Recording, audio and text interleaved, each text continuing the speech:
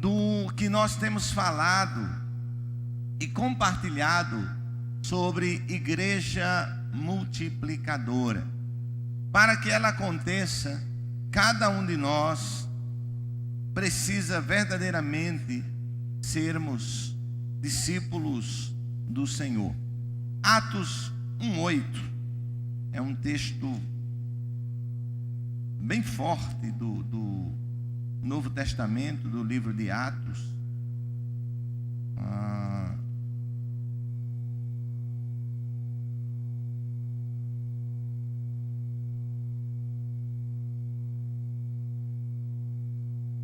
Atos 1:8 diz: mas recebereis poder ao descer sobre vós o Espírito Santo, e sereis minhas testemunhas, tanto em Jerusalém, como em toda a Judéia e Samaria, e até aos confins da terra. Nesse texto aqui de Jesus, quem somos nós? Quem somos nós aqui nesse texto? Onde estamos nós? Somos os confins da terra. Nós não somos nem Judéia, nem Jerusalém, nem Judéia e nem Samaria. Então nós somos os confins da terra. Uma terra que ainda que nem havia sido descoberta, não é? Meus queridos, Jesus comissionou e deu uma missão aos seus discípulos. E qual é a missão que Jesus deu aos seus discípulos? Qual é a missão que Jesus deu aos seus discípulos? Fazei discípulos. A missão que Jesus deu aos seus discípulos foi que eles fizessem discípulos. E nós só estamos aqui hoje porque eles obedeceram a esta palavra. Nós só estamos aqui hoje porque os discípulos enviados por Jesus fizeram discípulos. E a igreja do Senhor, ela só vai continuar se os discípulos fizerem discípulos. O que nós estamos trazendo para a igreja é que nós precisamos retornar a este momento, a esta combinação do poder de Deus e do testemunho do cristão. Do início da igreja, e às vezes a gente tem a impressão que a igreja nasce no Gênesis, mas no Gênesis a igreja, ela é prefigurada em Cristo. A igreja, ela nasce em Cristo. Cristo é o fundador da igreja. O evangelho que nós vivemos hoje, o cristianismo, ele é fundamentado em Cristo. Ele não está fundamentado no judaísmo. Às vezes a igreja cristã tem trazido algumas práticas judaicas para o culto cristão, mas na realidade a igreja cristã, ela não está fundamentada no judaísmo, mas em Cristo. Cristo é a pedra fundamental da igreja. Ele diz a Pedro: tu és Pedro, e eu te digo que sobre esta pedra, falando sobre ele, eu edificarei a minha igreja. Então a igreja do Senhor, ela é edificada em Cristo, lá em Jerusalém. Por isso, quando me perguntam de onde vêm os batistas, eu digo da primeira igreja batista de Jerusalém, porque nós estamos aí com esse DNA da igreja de Atos dos Apóstolos, né? Então a igreja, ela nasce em Cristo. A igreja, ela nasce em Jerusalém. E de Jerusalém, do nascimento da igreja até os nossos dias, quanta coisa mudou. Quanta coisa mudou. E quanta coisa continua mudando, não é? Eu fico imaginando, eu estava vendo uma reportagem, diz a ciência que o homem que vai viver 1000 anos já está vivo. Então a ciência está preparando o homem aí para viver 1000 anos, e diz que esse homem, o primeiro que vai viver 1000 anos, já está entre nós. Outra coisa que a ciência está tentando fazer é preservar a mente humana num corpo de um robô. Então, já que ela não pode preservar o corpo, mas ela preservaria a mente, a consciência humana, e o corpo seria de um robô. Não sei se será possível. Acredito que algumas coisas a gente vai precisar viver para ver ou não ver, mas a ciência está buscando. Então, imagine que mundo, não é? Que mundo. Imagine um mundo lá de 2000 anos aproximadamente atrás. Imagine o mundo de hoje. Imagine o mundo de hoje. Quanta coisa mudou.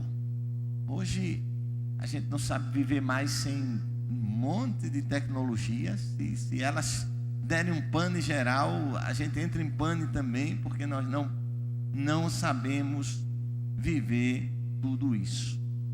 Os cenários e as culturas, eles sofreram mudanças profundas. Mas, igreja do Senhor, os princípios estratégicos de Deus, eles continuam os mesmos.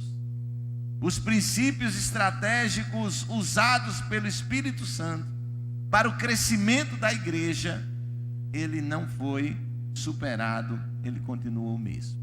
Então, quando nós estamos falando de igreja multiplicadora, nós estamos falando de igreja neotestamentária, igreja fundamentada no Novo Testamento e voltada para 5 princípios: oração, evangelização, plantação de igrejas, formação de líderes e compaixão e graça. Esses são o lema que visa a igreja multiplicadora. E qual é a visão da igreja multiplicadora? É uma visão de multiplicação intencional, baseada nos 5 princípios: oração, evangelização, plantação de igreja, capacitação de líderes e compaixão e graça. Daqui a pouco você vai ter eles gravados na sua mente. E hoje eu queria falar sobre o primeiro princípio: a oração. Sabe, às vezes eu tenho a impressão que eu tenho evitado muito, assim, pregar sobre oração, porque às vezes a gente tem a impressão que a gente já ouviu tanto sobre oração, que a gente não precisa ouvir mais sobre oração. Às vezes a gente tem a impressão que a gente já sabe tudo o que a gente precisa saber sobre oração. Mas eu acho que tem uma realidade que eu e você concordamos. Apesar de sabermos tudo sobre oração, nós precisamos orar. Nós não estamos orando como devemos orar. Precisamos aprender. E a oração na igreja primitiva, a oração na igreja de Jerusalém, ela não era eventual, ela não era uma oração de crise. Vamos promover 12 horas de oração pelo Brasil, porque o Brasil está passando por um momento difícil. Não estou dizendo que é errado fazer isso. Eu estou dizendo que na igreja primitiva, a oração ela não era motivada por situações. Ela era algo constante, presente na vida da igreja. Eles faziam da oração o estilo de vida da igreja.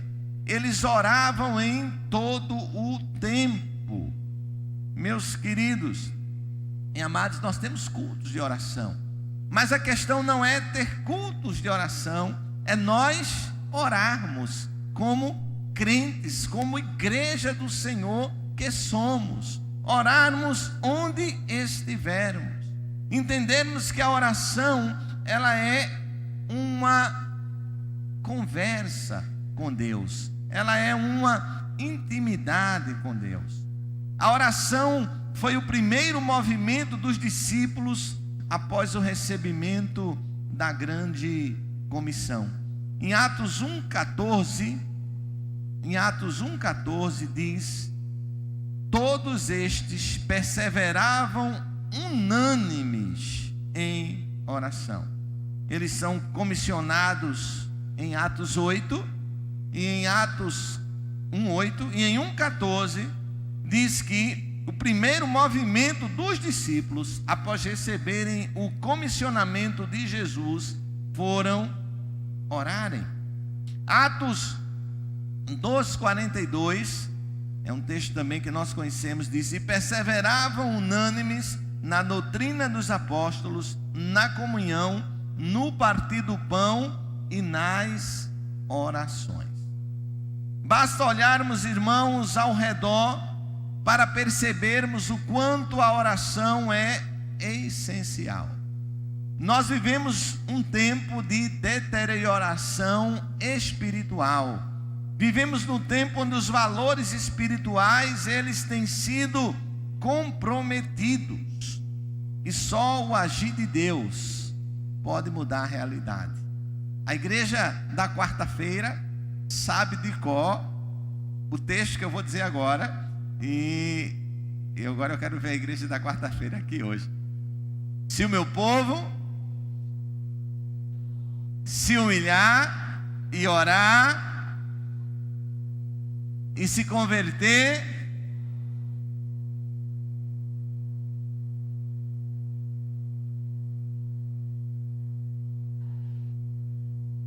amém. Queridos, os maiores períodos de avivamento da igreja, eles vieram após momentos difíceis que a igreja enfrentou, e os maiores avivamentos da história, eles vêm movidos pela oração. Eu creio que Deus está realizando um grande avivamento no Brasil. E este avivamento tem começado pela oração. Ele tem começado pela oração. Há muitas definições para a oração, mas há uma que eu me identifico muito com ela, que diz que orar é conversar com Deus. Orar é conversar com Deus. E conversar com Deus, a gente desconstrói uma série de conceitos de aquela oração formal. Nós somos acostumados a entender que oração é aquela oração formal, que nós entramos na presença de Deus, que nós falamos aquelas palavras que nós aprendemos mas a oração, ela é uma conversa com Deus. Uma coisa que eu tenho preciosa para mim em oração é que ela não pode ser começada sem ser em nome de Jesus, porque eu só posso estar na presença de Deus com o nome de Jesus. Se eu não tiver no nome de Jesus, eu não consigo estar na presença dele. Então Jesus disse que no nome dele, mas depois da conversa, ela é intimidade com Deus. Uma coisa muito forte para mim também na oração é que oração é uma conversa, e conversa não é monólogo, conversa é diálogo. Na oração você fala com Deus, Deus fala com você. Há uma interação nisso. Veja essa ideia de oração em Êxodo 33, 11. Esse versículo é um versículo muito forte. Êxodo 33 e versículo 11. E falava o Senhor a Moisés face a face, como qualquer fala com o seu amigo. E falava com Moisés face a face, como quem fala com um amigo. Isso é oração. Isso é diálogo. A amizade de Moisés com Deus proporcionou este momento. O doutor Gregory Friesen, ele diz no seu livro: se a tua vida de oração é inconsistente e fraca, assim será o teu relacionamento com Deus. Se a tua vida de oração é inconsistente e fraca, assim será o teu relacionamento para com Deus. É para parar e pensar. É para parar e pensar. Às vezes a gente se queixa do nosso relacionamento com Deus, mas se olharmos a nossa vida de oração, o que poderemos dizer? Para que este diálogo seja fortalecido com o Senhor. Nós temos que entender que orar é muito mais do que pedir.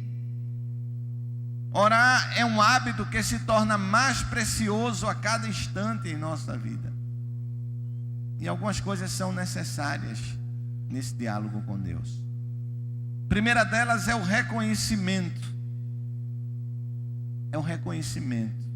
Vamos ver Lucas 5:8. Pastor, que reconhecimento?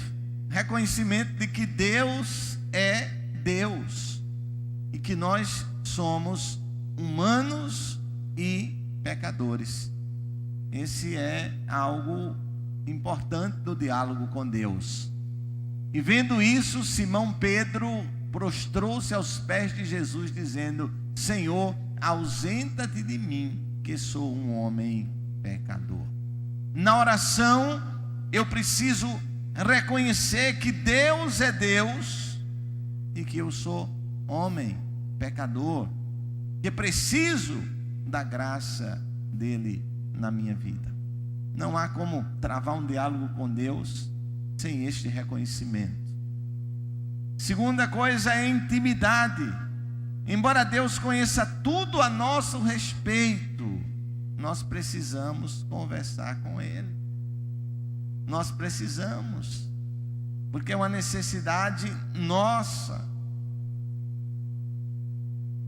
Na oração, nós precisamos de santidade. Não podemos esperar viver em defeito e orar com efeito, alguém já disse. Muitas vezes, irmãos, nossos pecados, eles nos impedem de orar. Não é que Deus não vai ouvir a nossa oração, é que o nosso pecado, ele nos impede de orar. Por isso é necessário arrependimento, confissão. Aquela oração do publicano, ele diz: Senhor, tem misericórdia de mim, porque eu sou um pecador. Reconhecimento, intimidade, santidade, humildade. Humildade. Eu acho que essa é uma palavra hoje que a gente não gosta muito. A gente tem aprendido muito errado sobre ela, sobre o que é humildade. Humildade, a primeira coisa que vem à sua mente é: se eu vou ser humilde, alguém vai pisar em mim. O primeiro conceito que vem à nossa mente de humildade é que a gente vai ser inferiorizado. Eu não sou menor do que ninguém. Mas humildade não se trata de ser maior ou de ser menor, não é? Então, no diálogo com Deus, nós precisamos de humildade. No nosso mundo, a disposição de servir a Deus tem diminuído. Nesse tempo em que vivemos, muitas pessoas preferem dar ordens a Deus na mais arrogante forma e disposição do que se apresentar para servi-lo. Falta-nos humildade. Um dos termos bíblicos para oração quer dizer ajoelhar-se diante de. Ajoelhar-se diante de. Ou seja, orar é prostrar-se diante de Deus. Literalmente, como faz um escravo diante do seu senhor. É como Pedro faz no texto que nós lemos. No próprio ato de humildade encontramos fé e submissão. Fé. Eu lembro que eu estava no seminário e como estudante no arrojo da juventude, e a gente começa a se deslumbrar com a filosofia. E eu gosto muito de filosofia, muito. Mas a filosofia é um caminho muito perigoso quando a fé não está solidificada. E como estudante de teologia, todo estudante de teologia é questionador por natureza, e entra no seminário, parece que não para aprender, mas para questionar, porque ele entra para aprender, mas ele sabe tudo. Ele já vai para o professor botar no canto da parede com uma série de perguntas. Será que Jonas foi engolido pelo peixe? Vamos estudar o tempo que o homem pode ficar dentro do peixe, o ar, o oxigênio, e aí começa a se investigar tantas coisas. E no meio de todas essas investigações, eu estava percebendo que a fé estava ficando abalada, e eu parei. Eu disse, opa, a partir de hoje, tudo que a Bíblia diz, eu não questiono. Se a Bíblia diz que Jonas ficou lá no peixe, seja baleia, seja outro peixe, não me interessa o peixe, não me interessa o que a Bíblia diz e a verdade que eu posso trazer disso para a minha vida. Eu não estou preocupado se Deus pegou o barro e amassou e fez lá o protótipo do homem e soprou, se foi literal, se não foi literal, se Deus disse haja, o homem existiu. Eu não estou preocupado com isso. Eu estou preocupado que Deus criou o homem e que esse homem vai voltar para Deus. Então essas coisas, desses detalhes, eu comecei a deixar de lado. Eu comecei a não procurar embasamento lógico, racional para isso, porque a fé, ela precisa crer. Ela não precisa de justificativa, senão ela é fé. Não é fé. Eu não preciso da prova de que a arca de Noé foi encontrada lá no Monte Ararat, na antiga União Soviética, para poder crer que houve a arca, que houve o dilúvio. Eu creio porque a Bíblia diz que eu creio, porque a Bíblia diz que foi assim. E Deus plantou essa fé no meu coração. Por isso que eu comecei nesta manhã dizendo que você é privilegiado porque você tem fé. Queridos, tem pessoas que querem ter fé e não conseguem. Atente. Tem pessoas que querem ter fé e não conseguem. Eu vi com tristeza de um homem que começou a estudar tanto. Esse homem era um cristão quando começou, e lá na frente ele em lágrimas dizia: hoje eu quero ter fé e não consigo. E não consigo. E como é triste uma vida sem fé. Porque uma vida sem fé é uma vida sem esperança. Uma vida sem fé é uma vida vazia. Uma vida sem fé que leva o homem ao desespero. E eu sempre que tenho visto pessoas que não têm fé, em algum momento da sua vida dizer: eu gostaria de ter fé. Então louve a Deus porque você tem fé. Mantenha essa fé viva. Mantenha. Eu não entro em embates, eu não entro em debates, eu não preciso provar para nenhum ateu que Deus existe, porque se ele não crê, é com ele. Um dia ele vai se deparar com a verdade de Deus, porque crendo ou não crendo, todo homem vai estar na presença de Deus. Então eu louvo a Deus porque eu creio e não quero mudar isso, ao contrário. Então a fé é uma pequena palavra que é um desafio. Charles Spurgeon, conhecido como o príncipe dos pregadores, ele dizia: pouca fé bastará para nos levar ao céu. Pouca fé bastará para nos levar ao céu, mas uma grande fé trará o céu até nós. Pouca fé bastará para nos levar ao céu, mas uma grande fé trará o céu até nós. Então, Marcos 11:24, o evangelista diz: por isso vos digo que tudo o que pedirdes em oração, crendo, já o recebeste. É isso que Charles Spurgeon está dizendo. Uma grande fé traz o céu até nós. Precisamos ter reconhecimento da oração, intimidade, santidade, humildade, fé e submissão à vontade de Deus. Hoje eu me emocionei com a irmã da nossa igreja. Eu não vou dizer o nome dela, mas eu vou pedir permissão a ela só para compartilhar, porque foi algo que me emocionou.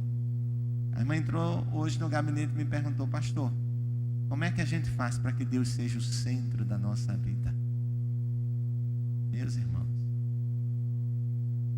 como é que a gente faz para que Deus seja o centro da nossa vida? Esse deve ser o alvo de todos nós. Essa deve ser a meta de todos nós. E a resposta está: submissão à vontade de Deus. Jesus, ele é nosso exemplo de oração. Ele submeteu à vontade de Deus. Em Lucas 22, 42, ele diz: Pai, se queres, passa de mim este cálice. Todavia não seja feita a minha vontade, mas a tua vontade. A Bíblia é um livro de oração. Então, irmãos, para a igreja multiplicadora, a visão que Deus está trazendo para nós, a oração é um fator determinante. Nada nós podemos fazer sem orar e orar muito. Não há nenhuma estratégia no reino de Deus que funcione se ela não for precedida de oração, de busca, de intercessão. Precisamos entender isso. Somente através da oração é que podemos receber, o que podemos ter o enchimento do Espírito Santo. Não confundir o enchimento do Espírito Santo com receber o Espírito Santo. Todo crente em Jesus Cristo já recebeu o Espírito Santo. Quando ele aceita Jesus como seu Salvador, o Espírito Santo passa a habitar nele. Ele é morada, ele é templo do Espírito Santo. Agora nós precisamos nos encher do Espírito Santo. Quando nós nos enchemos? Quando nós nos esvaziamos e damos espaço para que Deus seja o centro da nossa vida. A oração, ela é essencial na evangelização. Deus liberta os cativos em resposta à oração do seu povo. Em 2 Coríntios 4:4, Paulo diz: o Deus destes séculos chegou à mente dos incrédulos para que não vejam a luz do evangelho da glória de Cristo, o qual é a imagem de Deus. O trabalho do diabo é cegar o homem para que ele não veja a obra do Senhor. E Deus liberta. Jesus disse: o Espírito do Senhor está sobre mim e me ungiu para libertar os cativos. Como isso acontece? Pela oração. Todo crente pode participar da obra missionária através da oração. Paulo, falando a Timóteo, lá no 2º capítulo, verso 1 e 2, diz: exorto-vos, pois, antes de tudo, que se façam súplicas, orações, intercessões e ações de graças por todos os homens, pelos reis e por todos os que exercem autoridade, para que tenhamos uma vida tranquila e sossegada em toda piedade e honestidade. Obreiros, servos, serão levantados para os campos através da intercessão. Jesus nos ensinou a orar por vocacionados. Lucas 10:2, e dizia-lhe: na verdade a seara é grande, mas os trabalhadores são poucos. Rogai, pois, ao Senhor da seara que mande trabalhadores. Nós precisamos avançar no Brasil. Precisamos avançar com o evangelho no Brasil. Precisamos avançar com o evangelho em Pernambuco. Para a glória de Deus, a nossa igreja está levantando um casal de missionários, pastor Rafael e a missionária Fabiana. Já podemos usar esse termo, olha aqui, né? Foram comissionados pelos batistas de Pernambuco e estarão indo à cidade de Lagoa dos Gatos plantar uma igreja ali. Aquela cidade não tem uma igreja batista. Há pessoas ali clamando e dizendo: venham aqui. E Deus tem levantado este casal sob a visão desta igreja. E é resposta de oração. A oração é poderosa arma para a batalha espiritual. Nós vivemos uma batalha espiritual, irmãos, todos os dias.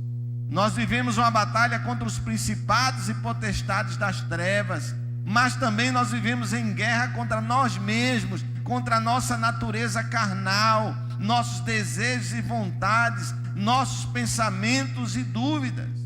Na verdade, a vida cristã é uma grande batalha espiritual de todos os dias. Só quando Jesus nos chamar é que essa batalha termina. Tempo de igreja não diz que você venceu guerra e não vai ter mais batalha. É batalha, é batalha. Porque é uma luta, e essa luta é incessante. Por isso Paulo diz aos Efésios: sede fortalecidos no Senhor e na força do seu poder. Fortalecidos em Deus, temos o poder necessário para vencer. A nossa luta não é contra a carne nem contra o sangue, não é contra pessoas, mas é contra os principados e potestades, contra as hostes espirituais da iniquidade. Por isso a Bíblia nos manda tomar toda a armadura de Deus. A questão, irmãos, é como tornar a nossa igreja uma igreja que ora. Por sinal, a nossa visão é: queremos ser uma igreja que ama, ora, prega e vive Jesus. Como tornar a nossa igreja uma igreja de oração, uma igreja que ora? Por onde começar? A primeira resposta é que dificilmente uma igreja terá uma vida de oração se os seus membros não orarem. Se cada um não tomar o desafio de orar. Às vezes a gente acha que a igreja ora, Williams, pelas reuniões de oração que ela tem, né? A gente tem guerreiro de oração de segunda a sexta. Glória a Deus por isso, né? Que a gente quer ver cada vez mais pessoas aqui orando. Mas pastor, a gente precisava de uma oração de 12:00 às 3:00, e a gente precisava outra de 4 às 7. Queridos, nós temos que entender que eu e você somos igreja, e cada um de nós precisa estar comprometido com a oração. Especialmente você que é líder. Especialmente você que é líder, porque as pessoas estão olhando para você. Você que é líder, você precisa urgentemente de uma vida de oração. Não há como ser líder sem ter uma vida de oração, principalmente, né? Então, queridos, estou olhando para o relógio, a gente ainda tem algumas coisas, né? E eu vou parar aqui. E domingo a gente vai falar sobre a vida de oração do líder. Como o líder precisa estar orando na presença do Senhor. Vamos dedicar ao Senhor nossos dízimos e ofertas com alegria na presença do Senhor.